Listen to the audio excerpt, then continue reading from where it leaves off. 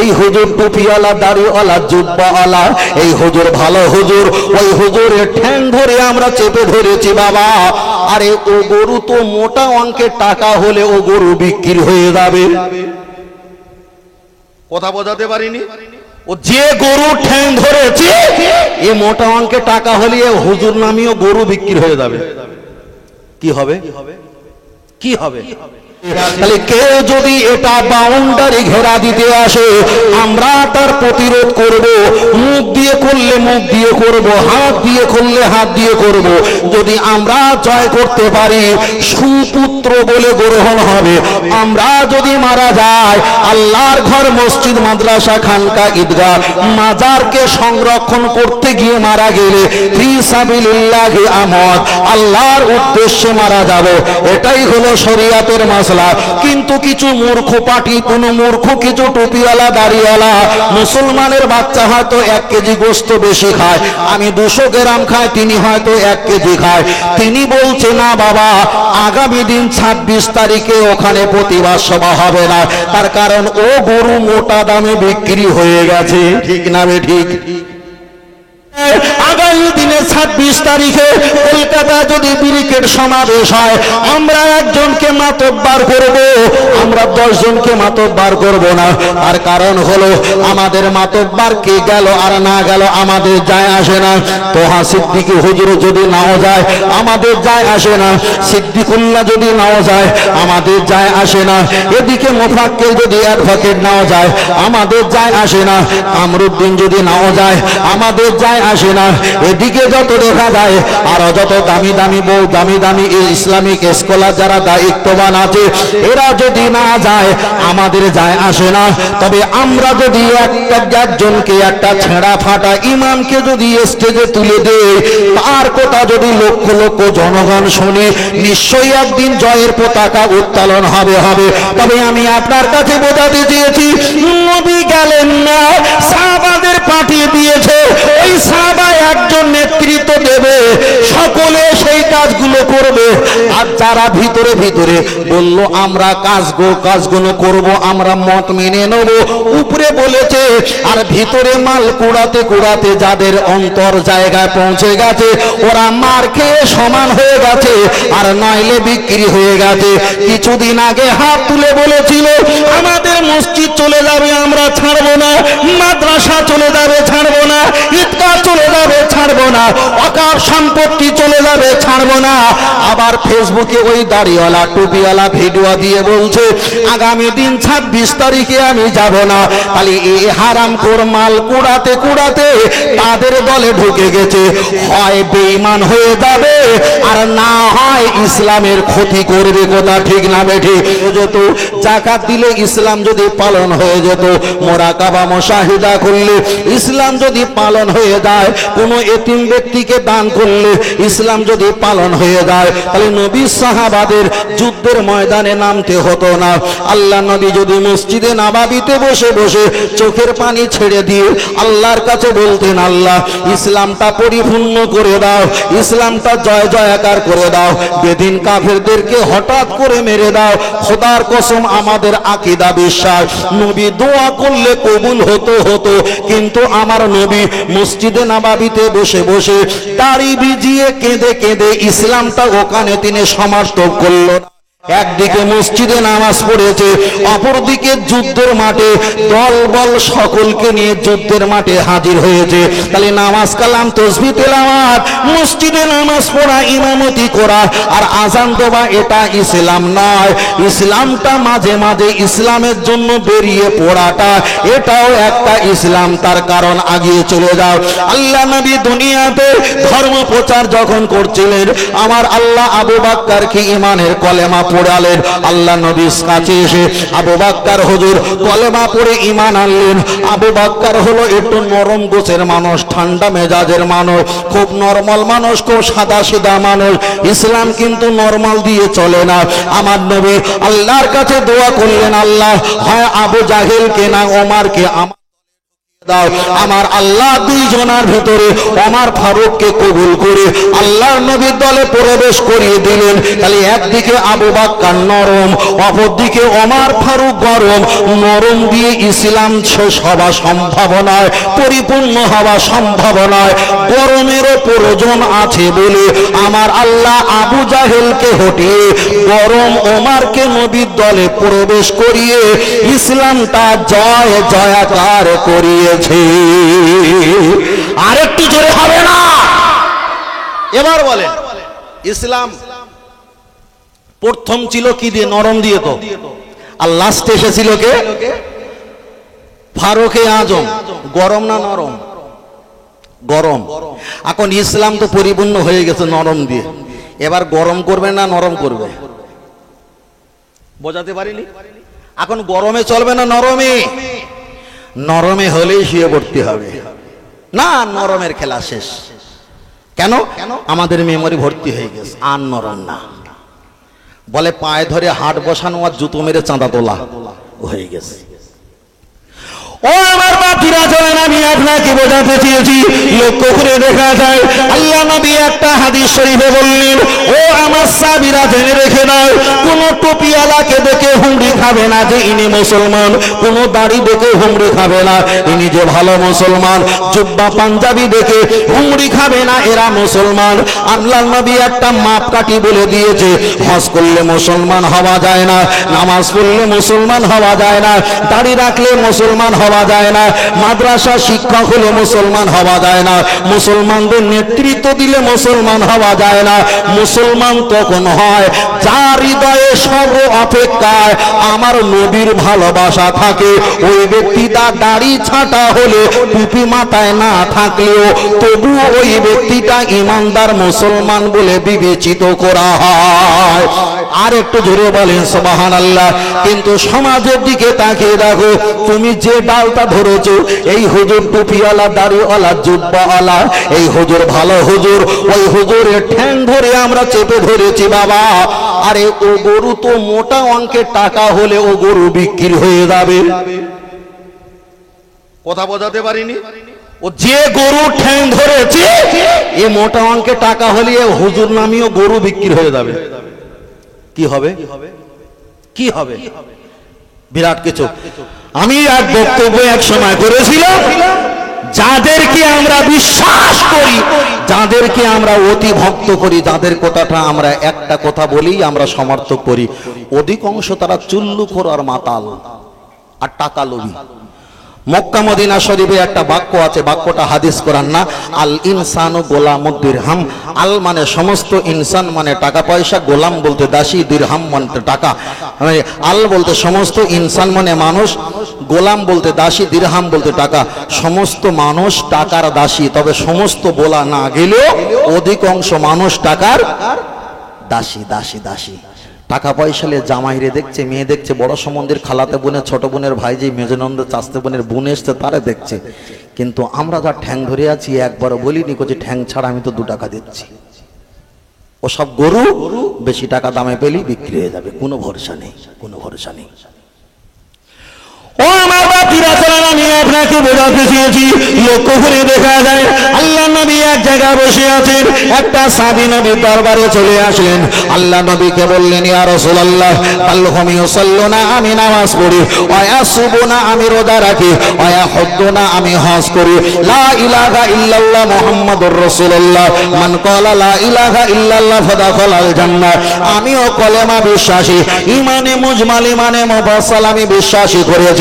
আমানতু বিল্লাহ, আল্লাহর উপরে ঈমান এনেছি, ওয়া মালাইকাতিহি, আমি ফেরেশতার প্রতি ঈমান এনেছি, ওয়া কুতুবিহি, সমস্ত কিতাবের উপরে ঈমান এনেছি, ওয়া রাসূলিহি, আমি এবং নবী রাসূলদের প্রতি ঈমান এনেছি, ওয়াল আখিরি, পরকালের প্রতি আমি ঈমান এনেছি, ওয়াল কদরি খায়রিহি ওয়া শাররিহি, তকদিরে ভালো মন্দর প্রতি আমি ঈমান এনেছি।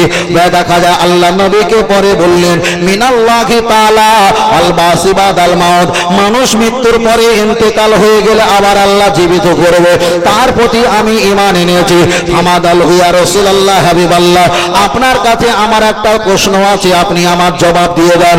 আল্লাহ নবী বললেন, আনা বুইস্তু মুআল্লিমান আও কামা ক্বালা আলাইহিস সালাম, ও আমার সাহাবী, আমি হলাম তোমাদের শিক্ষক, তোমাদের কি সমস্যা আমার কাছে একটাবার বলো।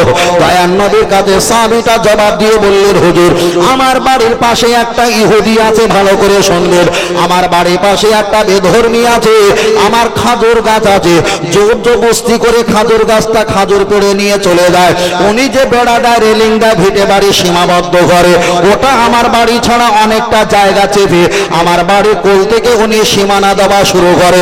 হুজুর, আপনি একটা আবার বলেন, আমি ওই ইহুদি বেঈমান কাফের অন্য ধর্মীয় ব্যক্তির সঙ্গে আমি কি ঝগড়া করতে পারি, অশান্তি করতে পারি? আল্লাহ নবী জবাব দিয়ে বললেন, আমো আলাহুম, তোমার টাকা পয়সা ধন সম্পদ তোমার উপরে যখন হস্তক্ষেপ করবে, তুমিও তার বাদ বিনিময় প্রতিবাদ করো। হুজুর, উনি যদি আইদিয়াকুম, হাত দিয়ে প্রতিবাদ করে, আমি কি হাত দিয়ে প্রতিবাদ করব? আল্লাহ নবী বললেন, তুমিও হাত দিয়ে প্রতিবাদ করো। তোমার সঙ্গে যদি ধস্তাধস্তি করে, আমার নবী বললেন, তুমিও ধস্তাধস্তি করো। তুমি যদি তাকে মারতে পারো, তোমার সম্পদকে বহাল রাখার জন্য মেরেছো, এতে গুনাহ হবে না।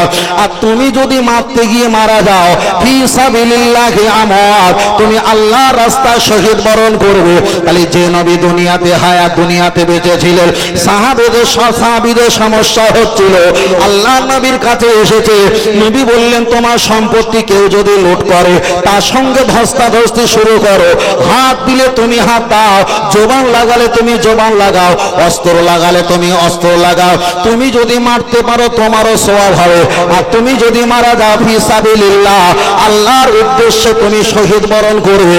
এটাই যদি নবী পাকের সোনার হাদিস হয়, তাহলে আমাদের মসজিদ হলো আমাদের সম্পত্তি, মাদ্রাসা হলো আমাদের সম্পত্তি, কবরস্থান হলো আমাদের সম্পত্তি, ঈদগাহ হলো আমাদের সম্পত্তি।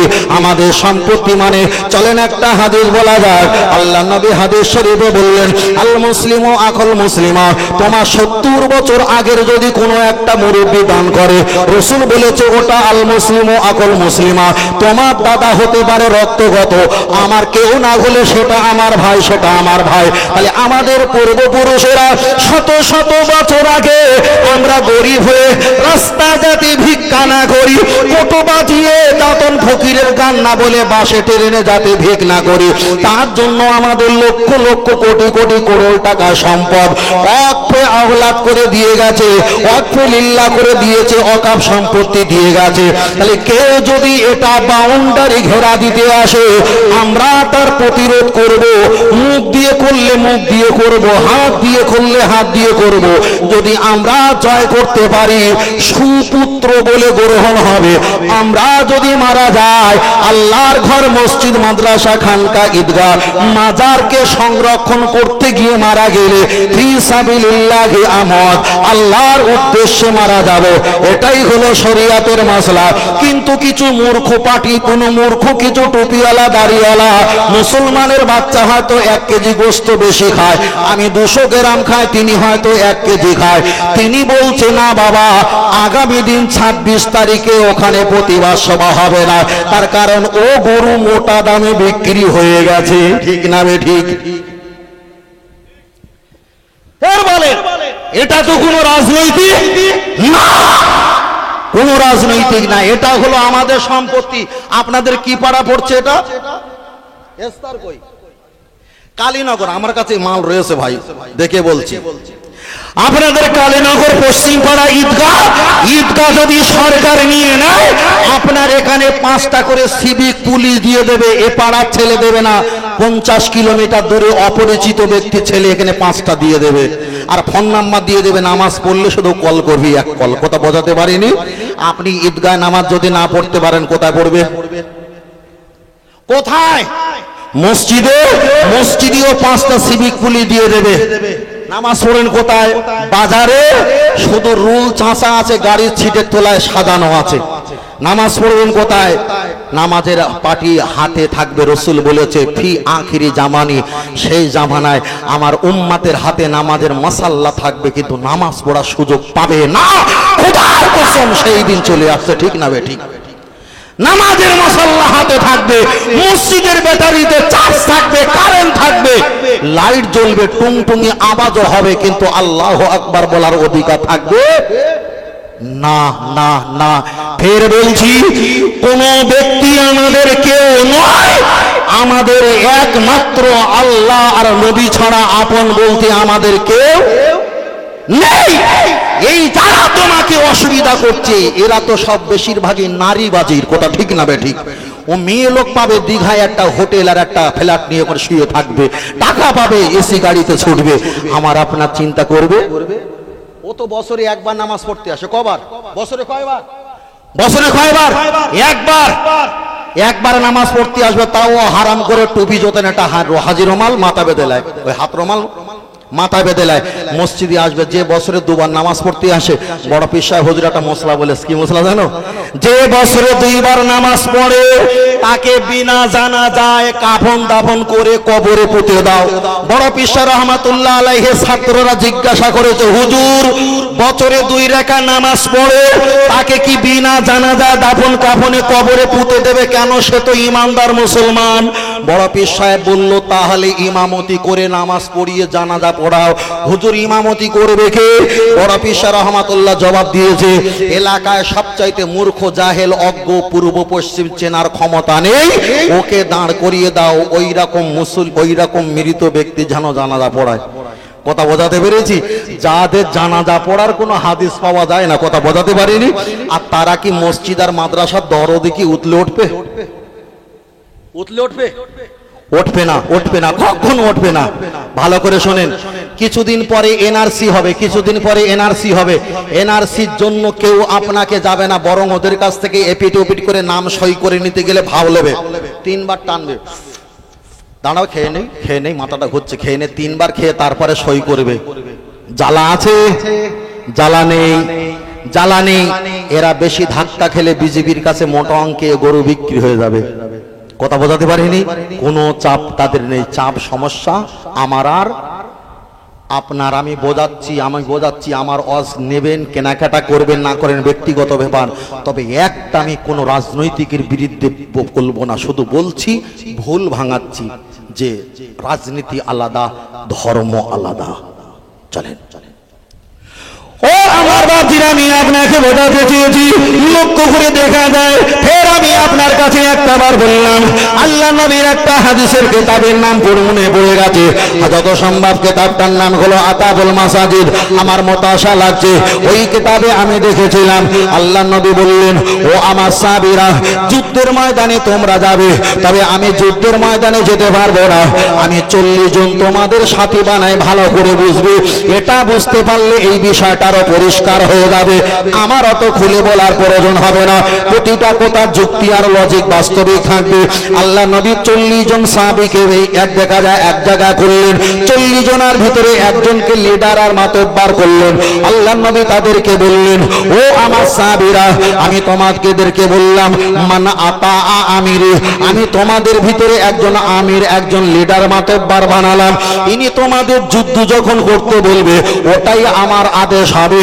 যুদ্ধ করতে করতে যখন চলে আসতে বলবে, ওটাই আমার আদেশ হবে। মান আতা আমিরি আকামা ক্বালা আলাইহিস সালাম। সাহাবীরা 40 জন যুদ্ধের ময়দানে ওরা হাজির হয়ে গেছে।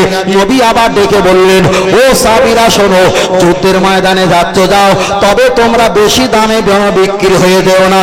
আল্লাহ নবীকে বললেন, হুজুর ব্যাপারটাকে একটা বার খুলে বলো। দয়ার নবী খুলে বললেন, যে সব ইহুদি খ্রিস্টান বেঈমান কাফেররা যুদ্ধের জন্য চলে এসেছে, ওরা ক্লান্ত যখন হয়ে যায়, ওদের স্ত্রীগুলো উলঙ্গ হয়ে যৌন উত্তেজিত করার জন্য সামনে নাচানাচি করে, ওদের ক্লান্ত দূর করিয়ে আবার যুদ্ধের ময়দানে পাঠিয়ে দেয়। তবে ওরা যদি একটা বার হেরে যায়, ওরা যখন বাড়ি চলে যাবে ছুটে ছুটে, ওদের হাতে পায়ের কোমরের অলংকার, হীরা মুক্তা, জহরত কাঞ্চন, মণি মুক্তা যতটা আছে, ছুটতে ছুটতে যদি ছিঁড়ে পড়ে যায়, তোমরা কুড়িয়ে নেবে, যে পাবে সে নেবে, কাউকে ভাগ দেওয়া চলবে না। খুব ভালো করে বুঝবেন। আল্লাহ নবী সাহাবারা এই কথা শুনে যুদ্ধের ময়দানে হাজির হয়ে গেছে। গেছে, যুদ্ধ তুমুল চলছে।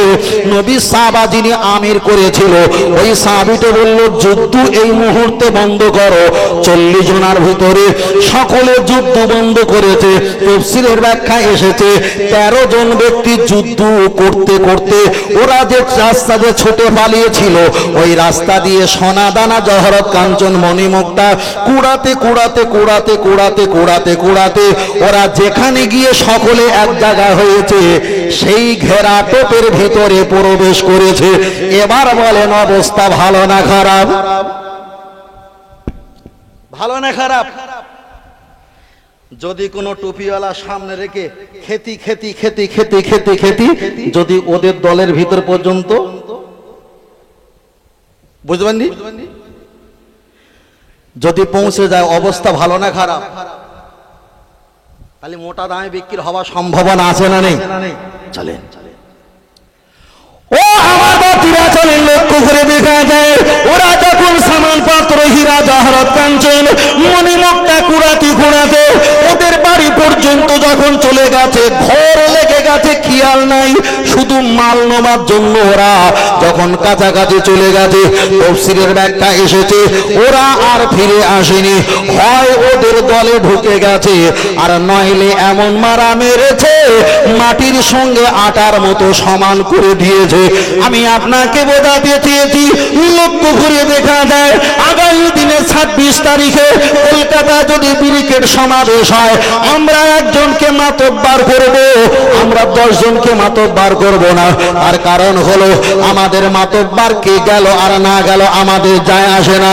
তোহা সিদ্দিকী হুজুর যদি নাও যায় আমাদের যায় আসে না, সিদ্দিকুল্লাহ যদি নাও যায় আমাদের যায় আসে না, এদিকে মুফাক্কির যদি অ্যাডভোকেট নাও যায় আমাদের যায় আসে না, কামরুদ্দিন যদি নাও যায় আমাদের যায় আসে না, এদিকে যত দেখা যায় আর যত দামি বউ দামি ইসলামিক স্কলার যারা দায়িত্ববান আছে এরা যদি না যায় আমাদের যায় আসে না।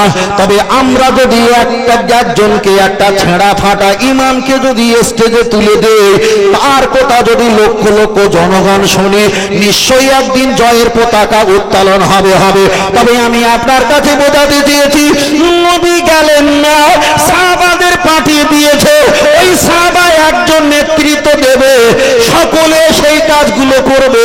আর যারা ভিতরে বলল আমরা কাজগুলো করব, আমরা মত মেনে নেব, উপরে বলেছে, আর ভিতরে মাল কুড়াতে যাদের অন্তর জায়গায় পৌঁছে গেছে ওরা মার খেয়ে সমান হয়ে গেছে, আর নইলে বিক্রি হয়ে গেছে। কিছুদিন আগে হাত তুলে বলেছিল আমাদের মসজিদ চলে যাবে আমরা ছাড়বো না, মাদ্রাসা চলে যাবে ছাড়বো না, ঈদগাহ চলে যাবে ছাড়বো না, ওয়াকফ সম্পত্তি চলে যাবে ছাড়বো না। আবার ফেসবুকে ওই দাড়িওয়ালা টুপিওয়ালা ভিডিও দিয়ে বলছে আগামী দিন 26 তারিখে আমি যাব না। তাহলে এই হারামখোর মাল কুড়াতে তাদের দলে ঢুকে গেছে, হয় বেঈমান হয়ে যাবে আর না হয় ইসলামের ক্ষতি করবে। কথা ঠিক না বেঠি? তাই আমি আপনাকে বলছি, কোন টুপি দেখে মুসলমান বলে পাগল হলে হবে না, দাড়ি দেখে মুসলমান বলে পাগল হলে হবে না, জুব্বা পাঞ্জাবি দেখে মুসলমান বলে পাগল হলে হবে না। আল্লাহ নবী বলেছে যার ভিতরে আমার আদর্শ, মসজিদ মাদ্রাসা খানকা ঈদগাহ মক্তব মাজার এই সম্পত্তি আল্লাহর ঘরের মহব্বত যার ভিতরে থাকবে, ও যদি লুলু হয়, কানা হয়, খোঁড়া হয়, আমি রাসূলুল্লাহ জানিয়ে দিলাম আল্লাহর হাসরের ময়দানে আনা আউয়ালু শাফিন, তাকে আমি শাফাত করব। তাকে যারা পিছনে সহযোগিতা করেছে, আনা আউয়ালু শাফিন, আমার সুপারিশের কারণে আল্লাহর ঘর মসজিদ মাদ্রাসা আমার ওলি বান্দা আমার ওলি উম্মতের মাজার যেইগুলো দেখভাল করার জন্য, হেফাজত রক্ষা করার জন্য কিয়ামতের দিন আমি নবী ধরে শাফাত করে আল্লাহর দয়ার জান্নাতে হাজির করিয়ে দেব। আরেকটু জোরে হবে না? ফের বলছি, সবচাইতে যত হাঁস আছে সবচাইতে লম্বা পেনা একটা হাঁস থাকে না, মুখটা উঁচু, ওই হাঁসটার নাম কি? বাহ! আর একটা সবচাইতে ভালো ঘর থাকে, লেখা থাকে না এই ভবনটা কি ভবন? রাজ ভবন। ভালো রাস্তায় চলতে গেলে ওই রাস্তাটার নাম হয় পথ, রাজ পথ, তাহলে রয় থেকে রাজহাঁস, রয় থেকে রাজভবন, রয় থেকে রাজপথ। ভালো পোশাক পরলে কি বলা হয়? রাজ। বড় ভাই বলেন, রাজ পোশাক। ভালো খানা খেলে কি বলা হয়? রাজখানা কিংবা রাজভোগ বলা হয় না, হয় না? তাহলে রাজখানা কিংবা রাজভোগ। আর বলি বলি বলি বলি বলি চলেন, তাহলে ভালো রাস্তা হলে রাজপথ, ভালো ঘর হলে রাজভবন, রাজভবন, ভালো পোশাক পরলে রাজপোশাক, ভালো খানা খেলে রাজখানা। আর যে ঘর গাঁথা মিস্ত্রি কাজ করে ওকে কি মিস্ত্রি বলে? রাজমিস্ত্রি। তাহলে রয়ে রয়ে মিল আছে না? তাই রাজখানা, রাজভবন, রাজপথ, রাজপোশাক, রাজমিস্ত্রি। 6 লাখ টাকা নিয়ে ময়দানে নামলে 6 কোটি টাকা আয় করা যায়। ওই নীতিটার নাম কি? আরে জোরে বলেন, আর একটু জোরে বলেন। তাহলে রাজহাঁস, রাজপথ, রাজখানা, রাজপোশাক, রাজভবন আর রাজমিস্ত্রি, আর রয় থেকে রাজনীতি। তাই মুসলমান কিছু আছে নামে, আধার কার্ডে মুসলমান, খাদ্য সুরক্ষার কার্ডে মুসলমান। রসুল তো 1000 বছর আগে বলেছে, লা ইয়াবকা মিনাল ইসলামি ইল্লা ইসমু। পৃথিবীতে ইসলাম থাকবে কিন্তু ঈমান থাকবে না। আধার কার্ডে মুসলমান লেখা থাকবে কিন্তু আল্লাহর খাতায় মুসলমান বলে লেখা থাকবে। কষ্ট পাচ্ছেন নাকি? কষ্ট পাচ্ছেন নাকি? আরে আজকের যে বিষয় চলছে সামনে, আমি যে আপনাদের বিরিয়ানি দেবো, পিছনে তো তরোয়াল নিয়ে দাঁড়িয়ে আছে। বিরিয়ানিটা খাবো কিভাবে? কথা বোঝাতে পারিনি। আজকের তো এই বিষয়, তো এই বিষয়টা কিছু করতে না পারি আর না পারি, দুটো কথা বলা আমাদের ইমানের দায়িত্ব। মুরব্বী যারা আছেন, সাধারণ ব্যক্তি যারা আছেন, আপনারা কিছু করতে পারবেন না। ফেসবুকে, হোয়াটসঅ্যাপে, ইউটিউবে লেখালেখি করতে পারবেন না। আপনাদের একটা ইমানি দায়িত্ব, চায়ের দোকানে গিয়ে আপনার সমবয়স্ক কোনো বন্ধু থাকলে তাকে বললেন, ভাই আমাদের সম্পত্তি যে আপনারা নিচ্ছেন এটা ঠিক করছেন না, এটাই হবে ইমানি দায়িত্ব। কথা ঠিক না বেঠিক? এটা হবে ইমানের দায়িত্ব। রাসূল বলেছেন, তোমার সামনে যদি খারাপ কাজ হয়, তোমার সামনে যদি শরিয়ত বিরোধী কাজ হয়, মান রাই মিনকুম মুনকারান ফালিয়ুগাইর বিয়াদিহি, তারপর তুমি হাত দিয়ে প্রতিবাদ করো। আমরা হাত দিয়ে প্রতিবাদ করতে পারবো না।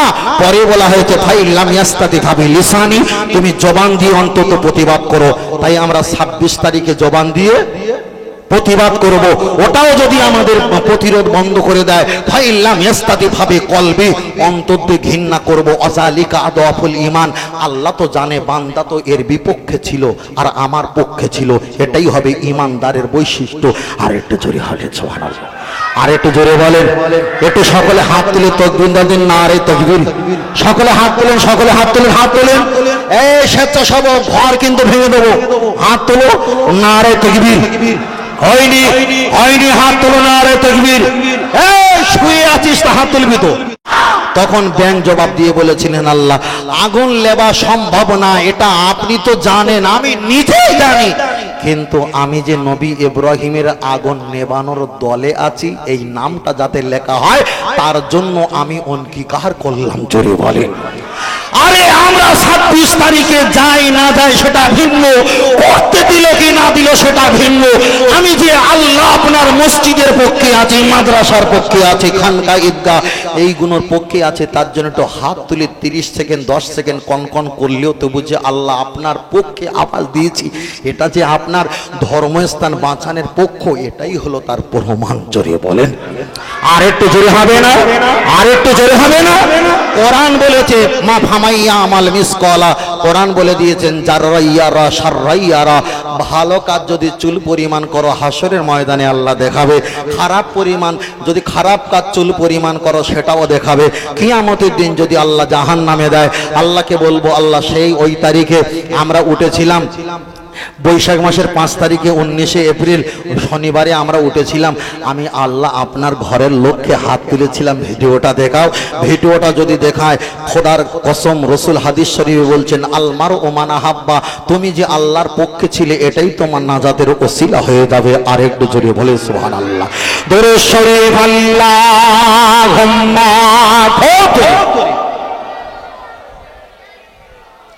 জোরে পড়েন। ওয়ালা আলী,